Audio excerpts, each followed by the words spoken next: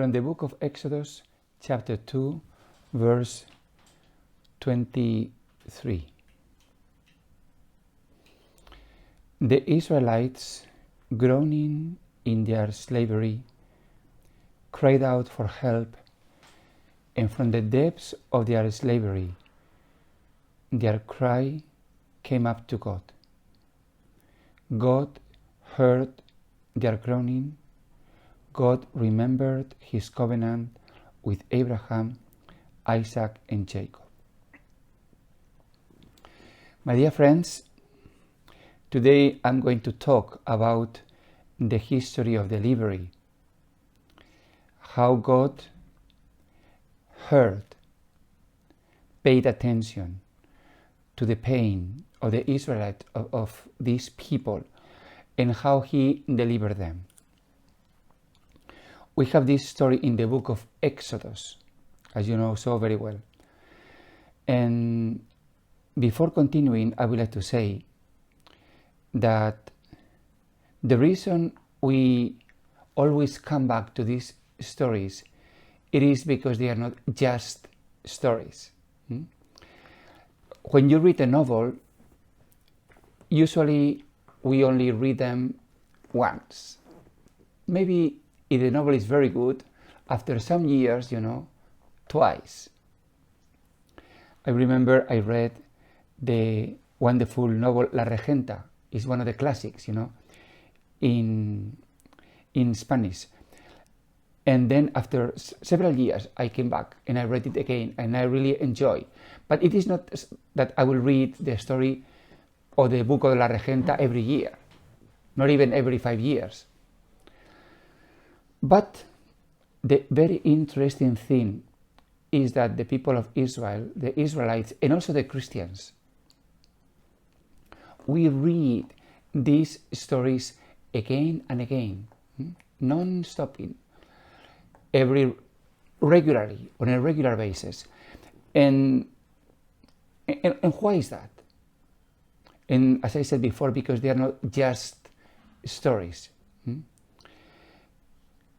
Although the style, we can talk about that, the style is a narration, like a history, somehow record, but they are absolutely more than that. They provide meaning. They provide deep understanding. Actually, the events that are written here, are narrated here, happened many years ago, more or less, in the 14th century BC, before Christ. 14th century before Christ. And then all these stories, these events, they were, transmitted verbally, orally, from generation to generation. Of course, some of them, maybe they were written down. And then, eventually, all these stories were collected. And several editions happened. And the last edition, more or less, could have happened in the 6th century BC. That means that from the beginning until they were put into the final edition, 8 centuries happened. Why? Why in the 6th century BC, all these stories, were written? Not just because the writer or the last editor wanted to publish it and get a prize, but because he wanted to encourage the people of God at that particular time in the 6th century. He wanted to give them back their call, their mission, their vocation, provide their identity. And that is why today, in the 21st century, Anno Domini, we still go back to these stories because they have a lot to tell you and I. Because they are so far away, so remote. When we read them, we may find them distant, or even obscure, dark, I don't know, difficult to relate to our lives. And this is the purpose of this talk, you know. Try to show how in these stories there is a lot of truth, a lot of insight, a lot of wisdom for you and I. The first thing is that God is not deaf, is not blind to what is happening to you and I. God listens. And because God listens, He wants to deliver. That word is so important, deliver, make us free. So salvation equals to deliverance. Salvation equals to deliverance. In the case of the people of Israel, they were slaves. Where were they slaves? Where? Everybody knows the answer. They were slaves in Egypt. So Egypt is a place, is a nation, is a geographical place. But actually it's also a symbol. It represents a lot. What was, or what does Egypt represent? In the Bible,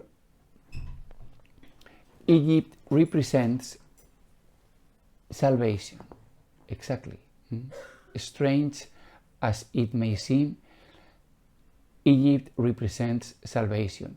Salvation basically from starvation.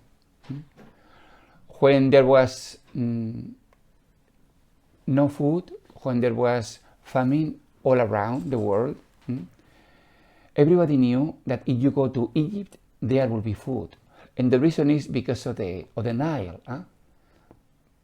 Someone said that Egypt is the miracle of the Nile, because the Nile had regular floodings, so that the area around the banks of the river could be covered with a very fertile limus, and wheat was always produced in abundance. So Egypt was always full of food. And then, as you know the story, Jacob and his sons, they went there looking for food. But eventually, what is the promise of salvation becomes also your trap, your prison. We are going to read these stories not just as looking for fun or for information or entertainment, but looking for enlightenment. And we need to apply these stories into our lives. So at this particular moment, it's so important that we ask ourselves, what is my Egypt? What is my Egypt? In previous talks, we have been talking about how human desire is so strong. We are not just animals. We need to satisfy our deepest desires, and looking for our desires, and ultimately for the one who can satisfy our desires, but we don't know that. So we look for the satisfaction of our desires where? In substitutes. So you may think that you have a good career, you will be happy, you will be free. That is your Egypt. I remember a friend of mine who told me how devoted, he was to his job, and how he spent not only the ordinary hours, but way much more, even holidays, devoted to his job. And how important his job was for him, and he kept on saying that again and again. And then I casually told him, don't you think that it is too much? Your devotion for the job? Don't you think that you should, downplay it a little bit and put your energy somewhere else? And then he answered me, I cannot do that. It is way too important for me. So for this person, his job was his Egypt. And then, but the point is that Egypt and the king of Egypt, the Pharaoh, they don't care about you. And this person, his Egypt and his Pharaoh, they didn't care about him. So one day he was just found redundant and was just laid off. And you can imagine how desolate was this person, you know. So either in the job or even in the family, you know, it is okay to love your family, but when the family becomes, you know, your center of adoration, when all your expectations, you know, are in your family, all your desire is there, it also may become your Egypt, you know, and eventually can be also your trap, because you think that your family is going to save you or give you freedom or give you liberation. Maybe it's the other way around. Relationships, you know. Some people may think, if I only find Mr. Right or Miss Right, you know, if I only find him, all my problems will be solved. Then, you know, my wrinkles will disappear, my sadness will be gone, all my problems will disappear if I just find Mr. Right or Miss Right. And then, if you are lucky enough or unlucky enough to find Mr. or Miss Right, then you will go down all the way to Egypt. And then in Egypt, you will expect the full satisfaction of your deepest desires. And then you will be trapped. And then if for whatever reason that relationship doesn't work out the way you expected, you will feel, you can imagine, disappointed, hurt, despondent, lost. So this is Egypt. You go there with the innocence, the eagerness, the desire to be happy, and then you are trapped. And eventually the Pharaoh, the Lord, who promised you food, eventually becomes your tyrant, becomes your tyrant, your oppressor, and then will oppress you in a way that is beyond description. Of course, the clearest, example of this oppression, the clearest are the addictions. That is the obvious way. Addiction either to drinking alcohol, drugs, gambling, sex, even work. That is the obvious way. But without going so far, we can see that whenever we put all our expectations in any other thing, that becomes our Egypt. And then if you can realize how desperate you are, how sad you are, how deep is your pain, and then cry to the Lord, that is the principle of salvation. In one of the books I read, there was this short statement, that touched me very much. Hell, to be in hell, is not even know that you are lost. So it is the condition where you are just floating in the world, but you don't experience sharp pain. So it's interesting, how in this journey, the awareness of sadness, of pain, of distress, disappointment is going to be our first ally. Something similar is what the Buddha said. Life is suffering. Life is not fun.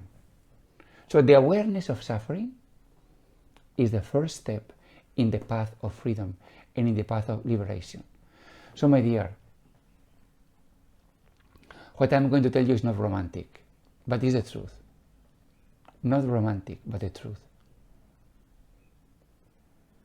If you are in pain, if you are suffering, if you feel that you are in a condition of slavery, a part of you, full of hope, should rejoice, because the promise of liberation is with you. And this is a promise that God started, and then back that day, He chose a man called Moses, a man we know very well. How did God meet with Moses? It is a very interesting, episode, the episode of the burning bush. It is written in chapter 3 of the book of Exodus. It says that the angel of Yahweh appeared to him in a flame blazing from the middle of the bush. Moses looked. There was the bush blazing, but the bush was not being burnt up. And then Moses said, I must go across and see this strange sight, and why the bush is not being burnt up. When Yahweh saw him going across to look, God called to him from the middle of the bush. Moses, Moses, he said.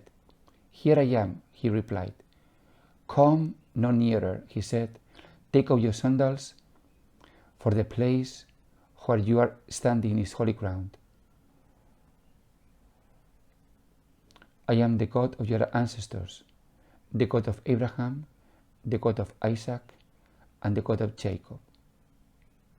At this very moment,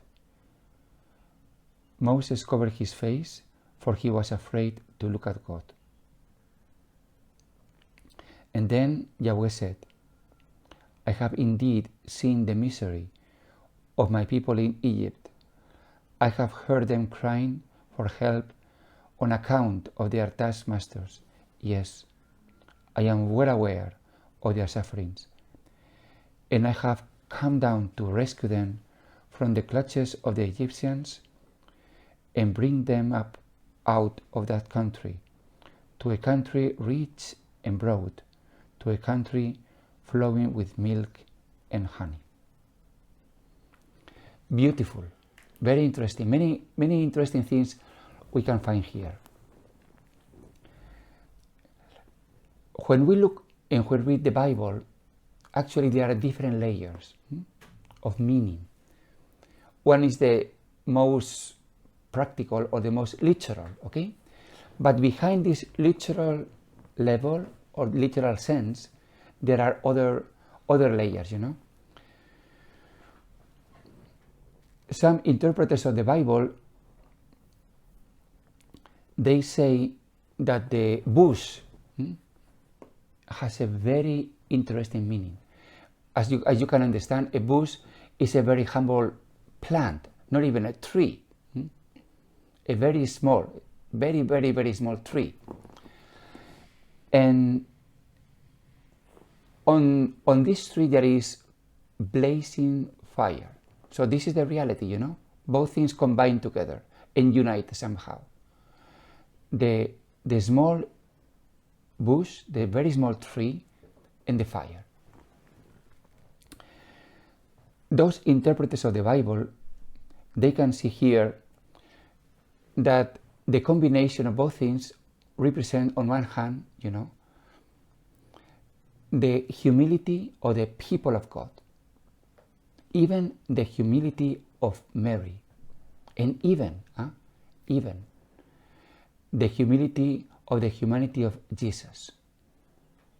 We can even put ourselves there, the humility of the church, even our own humility, the bush. And then, imagine, in this bush, in this humility, there is something amazing, fire. And fire here represents God, represents divinity.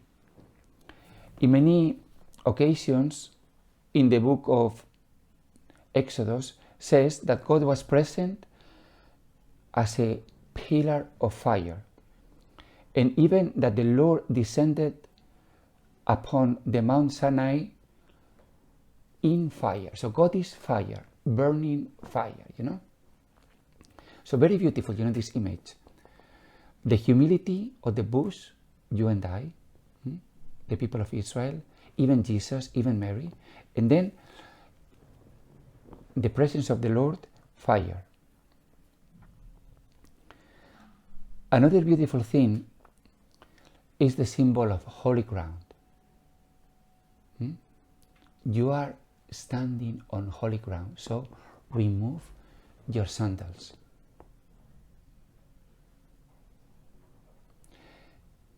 Powerful, the meaning here. That means that when we are in the presence of the Lord, we experience something like awe, holy fear. This is a holy feeling. It's not just being afraid. It's not just being terrified. It's awe. It's the feeling that we are facing something holy, something sacred. And then all of a sudden, we experience our nothingness. We feel humble.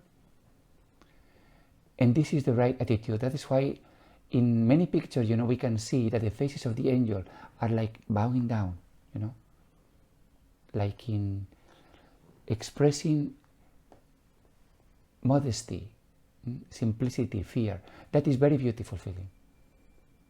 In the presence of the Lord, because the Lord is awesome. In the Bible, it is also said that the Lord is terrible. But this terror is not meant, to make us tremble, but rather feeling, afraid in the fear of holiness. Holy fear. Beautiful. So when God approaches us, if we experience this holy fear, this is the most holy and appropriate feeling. Then Moses, starts a conversation with God, and then Moses asks the Lord, because, Lord, if I go to the Israelites and say to them, the God of your ancestors has sent me to you, and they ask me, what is his name? What am I going to say? And then God replied, very interesting, I am he who is. That is what you are going to tell the Israelites. I am, has sent me to you. This is the revelation of the name of God, that for the Israelites is so important, In that particular culture, name is not just a label. It's not just a tag that you can put or remove and change for another one, Here in Hong Kong, it is funny, because people change names. They have their Chinese name. But then when it comes to the English name, they may change. And you may find very funny names. I remember one of my students, her English name was Fish. So you can imagine my surprise, when her name was Fish. And exactly this, it's just labels, and then for them it's funny, that's it. But not for the for the people of Israel, not at all. The name equals to the person. So to utter, to say the name is like, asking the whole person to come. So to disgrace the name equals to disgrace the person. To honor the name is like honoring the person. If you want to know the person, you must know the name. That is why the demand of Moses makes very much sense. What is your name? And then God replied in a way that is a little bit confusing, because his response could be like, I am who I am. I am who I am. Like, I don't want to tell you my real name. But eventually, he declared his name. I am. The experts on the Bible, they say that this expression, I am, is a very primitive form of the verb to be. You may know that this expression is the name Yahweh. Actually, in Hebrew there are 4 letters, and that is why it's called the Tetragrammaton. 4 letters, Yahweh. It's amazing. It's very interesting because this name Yahweh, because it is so holy, so sacred, cannot be used. That is why they will use another ways, Jehovah, Elohim, even the presence.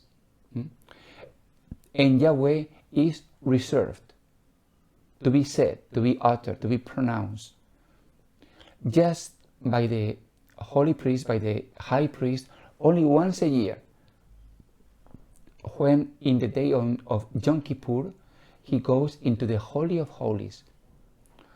He is the only one once a year who can say the name Yahweh. The rest cannot, otherwise it will be a blasphemy, a terrible sin.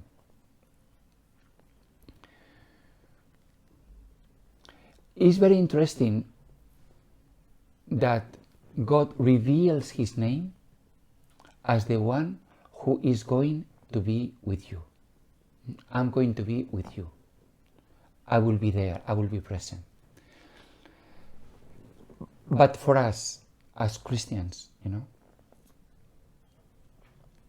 the fulfillment of this expression, Yahweh, I am the one who is going to be with you, the fulfillment of this expression, Yahweh, is Jesus.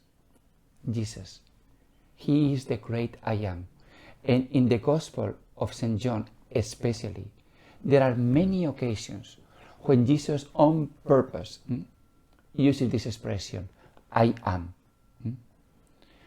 In chapter 8, verse 28, Jesus said, when you have lifted up the Son of Man, then you will know that I am. Then you will know that I am. And something even more interesting, that when Moses asked God, what is your name? God replied, I am, and then stop. And then stop. It is like when we are in a conversation, talking over the phone, and then all of a sudden, the service is interrupted. So you are saying something and then cut. And then you need to restart the conversation, call again, Something like that. God is talking, I am, stopped. So something is missing. And very interestingly, this something missing. So the whole sentence, the completion of this sentence, I am what? What I am, comes in Jesus. Jesus said, I am the good shepherd. I am the bread of life. I am the true vine. I am the way, the truth, and the life. So, in the old days, God did reveal himself to Moses, to the people of Israel, but the revelation is not complete. I am. But what? What are you? Who are you? But in Jesus, thanks be to God, we have the whole revelation. I am. What are you? I am the way. I am the truth. And I am the life. Glory be to the Lord. Hallelujah.